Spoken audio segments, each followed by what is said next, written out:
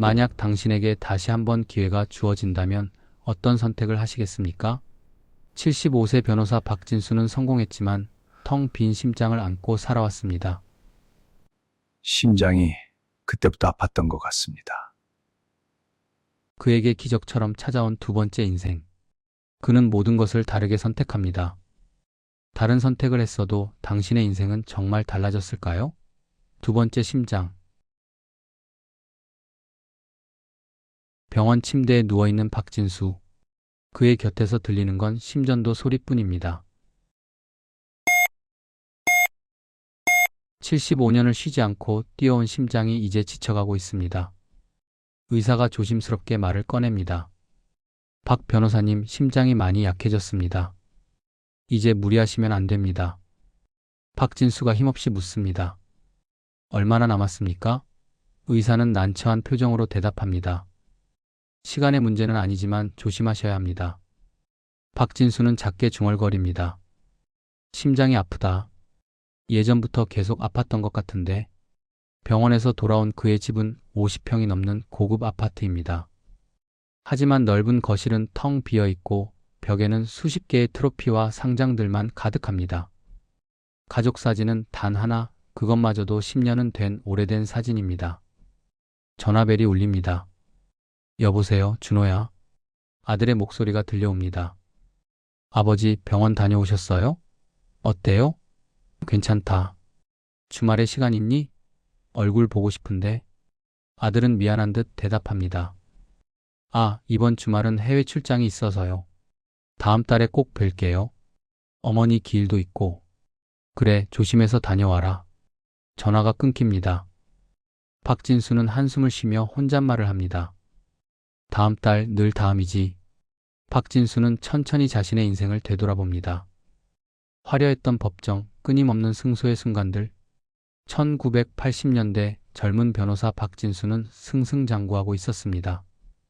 법정 앞에 몰려든 기자들이 그에게 질문을 쏟아냅니다. 박진수 변호사, 이번 대기업 승소로 10억 원대 수임료를 받으신다던데요? 젊은 박진수는 자신감 넘치게 대답합니다.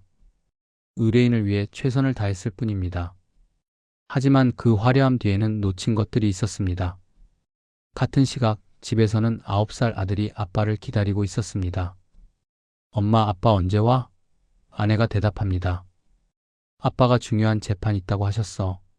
법정에서 또 한 번 승리한 박진수는 만족스러운 미소를 짓습니다. 역시 이겼군. 하지만 집에서는 아들이 실망한 얼굴로 중얼거립니다. 아빠는 맨날 일만 해. 성공을 향한 그의 질주는 멈추지 않았습니다. 어느 날 고급 식당에서 대기업 임원이 봉투를 건넵니다. 박 변호사님, 이번에도 잘 부탁드립니다. 영세업자들이 시끄럽게 하는데 아시죠? 박진수는 짧게 대답합니다. 최선을 다하겠습니다. 집으로 돌아온 박진수를 아내가 조심스럽게 말을 꺼냅니다. 당신 요즘 너무 달라진 것 같아요. 예전엔 정의를 위해 변호사 한다고 했잖아요. 박진수는 짜증스럽게 대꾸합니다. 돈 벌어서 이렇게 좋은 집 사는 건 누구 덕분이요? 정의로 밥 먹고 살 수 있어? 아내는 더 이상 아무 말도 하지 않았습니다. 그리고 몇 년 후 박진수가 50대가 되던 해 비극이 찾아왔습니다. 병원에서 급한 전화가 왔습니다. 부인께서 많이 위독하십니다. 가족분들 빨리 오셔야 합니다. 박진수는 서류를 보며 대답합니다. 지금 중요한 재판 중입니다. 저녁에 갈게요. 하지만 그가 법정을 나설 때는 이미 늦었습니다. 병원 복도를 달려온 박진수에게 의사가 말합니다. 죄송합니다. 1시간 전에 돌아가셨습니다. 현재로 돌아온 박진수. 그는 빈 침대에 누워 혼잣말을 합니다. 심장이 그때부터 아팠던 것 같습니다. 성공했습니다. 돈도 벌었고 명성도 얻었죠. 하지만 심장은 텅 비어 있습니다. 그는 눈을 감으며 중얼거립니다. 만약 다시 돌아갈 수 있다면, 다른 선택을 할 수 있다면. 그 순간 신기한 일이 일어납니다. 박진수가 눈을 뜨자 낯익은 풍경이 펼쳐집니다. 1985년 그의 로펌 사무실입니다. 여기가 어디지? 거울을 본 그는 깜짝 놀랍니다. 거기에는 30대의 젊은 자신이 비쳐 있습니다. 이게 나. 심장이 안 아파. 뛰고 있어 힘차게. 동료 변호사가 사무실 문을 열고 들어옵니다. 박 변호사 괜찮아? 어제 밤샘 재판 준비하더니 피곤한가 보네. 박진수는 어리둥절해하며 묻습니다. 오늘이 며칠이죠? 동료가 웃으며 대답합니다. 무슨 소리야? 1985년 3월 15일이지. 오늘 한웅건설대 철거민 사건 첫 변론 있잖아. 준비했어? 한웅건설 그 사건. 박진수는 순간 모든 것을 기억해냅니다. 바로 오늘이 그의 인생이 갈라진 날입니다. 대기업과 철거민, 돈과 양심 사이에서 선택해야 했던 그날. 사무실 대기실에는 2명의 의뢰인이 기다리고 있습니다. 왼쪽에는 고급 정장을 입은 대기업 임원이 앉아 있습니다. 박 변호사님, 우리 쪽 맡아주시면 수임료는 넉넉히 드리겠습니다. 오른쪽에는 낡은 옷을 입은 철거민 대표가 작은 보자기를 꼭 쥐고 있습니다. 변호사님, 저희 형편이 어려워서 많은 돈은 못 드리지만 제발 도와주십시오. 원래 박진수는 대기업을 선택했었습니다. 하지만 이번에는 다릅니다. 이번엔 다르게 제가 사건 맡겠습니다. 대기업 임원이 놀라서 소리칩니다. 박 변호사님, 박진수는 확신에 찬 목소리로 말합니다. 돈보다 중요한 게 있습니다. 박진수는 젊은 몸에 적응하며 신기해합니다. 이상하다. 기억이 다 나네. 미래를 아는 건가? 책상 위에 플로피 디스크를 보며 그는 피식 웃습니다. 플로피 디스크? 맞다. 1985년이었지. 하. 그는 자신의 배를 두드리며 말합니다. 스마트폰도 없고 그래도 심장이 튼튼하니까 좋네. 배도 나오기 전이고 이거 나쁘지 않은데? 며칠 후 법정에서 판사가 판결을 내립니다. 피고인의 손을 들어줍니다. 철거민들이 눈물을 흘리며 환호합니다. 변호사님, 감사합니다. 박진수는 미소 지으며 대답합니다. 당연한 걸 한 것뿐입니다. 하지만 로펌에서는 곱지 않은 시선이 쏟아집니다. 선배 변호사가 차가운 목소리로 말합니다. 박 변호사, 자네 요즘 돈 안 되는 사건만 맞는 것 같은데 로펌이 자선 사업하는 데야? 박진수는 담담하게 대답합니다. 돈이 전부는 아니지 않습니까? 선배는 코웃음을 칩니다. 그래서 언제까지 월급쟁이 할 건가? 하지만 박진수는 달라진 삶을 살기 시작합니다. 어느 날 저녁 일찍 퇴근한 그를 보고 9살 아들이 달려옵니다. 아빠, 오늘 일찍 왔네. 박진수는 아들을 안아 올리며 말합니다. 아빠가 약속했잖아. 오늘 내 발표회 가야지. 아내는 놀란 표정으로 그를 바라봅니다. 당신 요즘 정말 달라졌어요. 좋은 쪽으로. 박진수는 아내의 손을 잡으며 대답합니다. 미안해요. 늦었지만 제대로 하려고요. 시간이 흐릅니다. 박진수는 이전보다 돈을 덜 벌었지만 마음만큼은 풍요로웠습니다. 아들의 웃음소리, 아내의 따뜻한 손, 도움을 받은 의뢰인들의 진심 어린 감사. 바닷가에서 가족과 함께 뛰어노는 주말, 저녁 식탁에서 나누는 대화와 웃음. 소소하지만 행복했던 순간들이 이어집니다.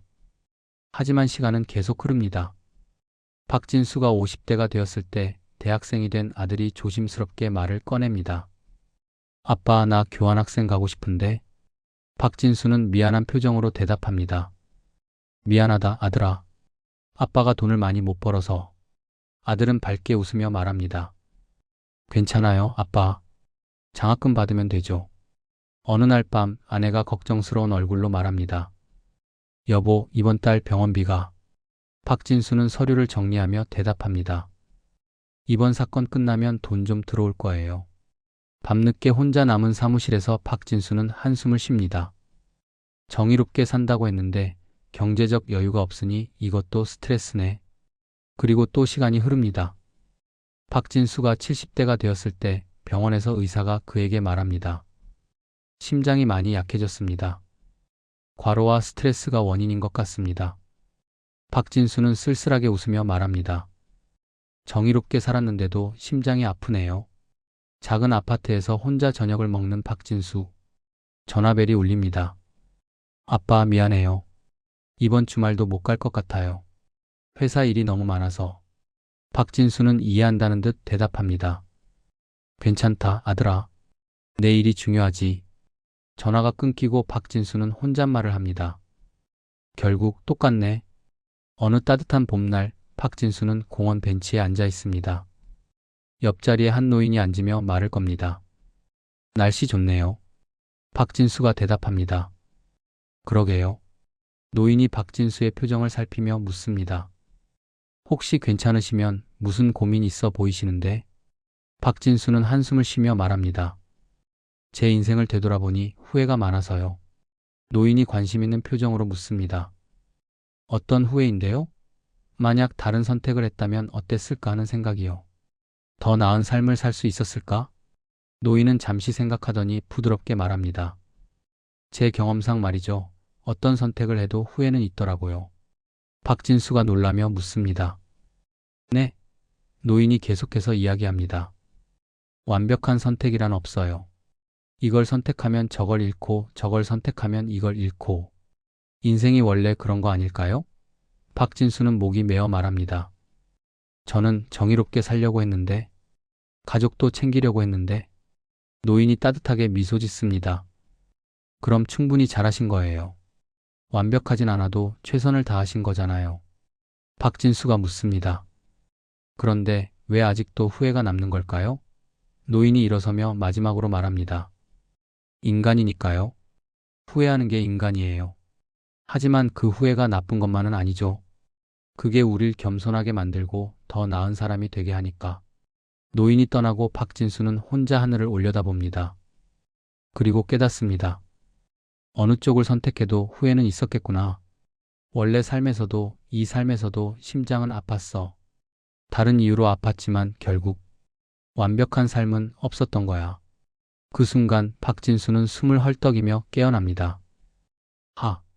주위를 둘러보니 익숙한 병원 침대 75세의 늙은 손입니다. 현실로 돌아온 것입니다. 꿈이었나? 아니, 꿈만은 아니었어. 돌아왔구나. 원래 내 삶으로. 박진수는 벽에 걸린 트로피들을 바라봅니다. 이 트로피들, 부끄러운 것들도 많아. 양심을 팔아서 얻은 것들. 하지만 그의 표정은 이전과 다릅니다. 하지만 그때는 그게 최선이었어. 가족을 먹여 살려야 했고 성공해야 한다는 압박도 있었지. 완벽한 남편도 완벽한 아버지도 아니었어. 아내에게 미안하고 아들에게도 미안해. 박진수는 오래된 가족 사진을 들여다봅니다. 하지만 다른 선택을 했어도 완벽하진 않았을 거야. 경제적으로 힘들었을 테고 그것도 가족에게 짐이 됐을 테니까. 완벽한 선택은 없었어. 어느 쪽이든 후회는 있었을 거야. 중요한 건 지금이야. 지금 이 순간 내가 할 수 있는 것. 박진수는 결심한 표정으로 휴대폰을 듭니다. 여보세요, 준호야. 아들이 놀라며 대답합니다. 아버지, 무슨 일이세요? 어디 아프세요? 아니, 그냥 내 목소리 듣고 싶어서. 짧은 침묵이 흐릅니다. 준호야, 아빠가 미안하다. 내가 어렸을 때 많이 못 챙겨줘서. 일만 했지 아빠 노릇을 제대로 못했어. 전화 너머로 아들이 울먹이는 소리가 들립니다. 아버지. 박진수는 눈물을 흘리며 말합니다. 그리고 사랑한다. 늦었지만 하고 싶었던 말이야. 아들도 울먹이며 대답합니다. 아버지, 저도 사랑해요. 이번 주말에 갈게요. 꼭. 그날 이후 박진수는 작은 변화들을 시작합니다. 오래전 도움을 주지 못했던 의뢰인들에게 뒤늦은 사과의 편지를 씁니다. 그리고 부끄럽게 벌었던 돈을 익명으로 기부하기 시작합니다. 조금이나마 의미 있게 쓰고 싶었던 것입니다. 어느 날 저녁 창가에 앉은 박진수. 노을이 아름답게 물들어갑니다. 75년을 살았습니다. 완벽하진 않았죠. 실수도 많았고 잘못된 선택도 많았습니다. 심전도 소리가 여전히 불규칙하게 울립니다. 양심을 팔았던 순간들, 가족을 소홀히 했던 시간들 돌이킬 수 없습니다. 하지만 박진수는 평화로운 미소를 짓습니다. 하지만 알게 됐습니다. 다른 선택을 했어도 완벽하진 않았을 거라는 걸. 박진수는 손주 사진을 꺼내봅니다. 어떤 삶을 살았든 후회는 남습니다. 그게 인간이니까요. 중요한 건 후회 속에서 허우적대지 않는 것. 지금 이 순간에 할 수 있는 걸 하는 것. 바로 그때 병실 문이 열립니다. 아들이 들어섭니다. 아버지. 박진수는 환하게 웃으며 대답합니다. 왔구나, 아들. 아들이 달려와 박진수를 껴안습니다. 사랑해요, 아버지. 박진수도 아들을 꼭 안으며 말합니다. 나도 정말 사랑한다, 아들아. 창밖으로 노을이 두 사람을 비춥니다. 심장은 여전히 아프지만 이제는 압니다. 어떤 선택을 했든 나는 나였을 거라는 것. 완벽한 삶은 없습니다. 하지만 지금 이 순간 사랑하는 사람과 함께 있다면 그것만으로도 충분합니다.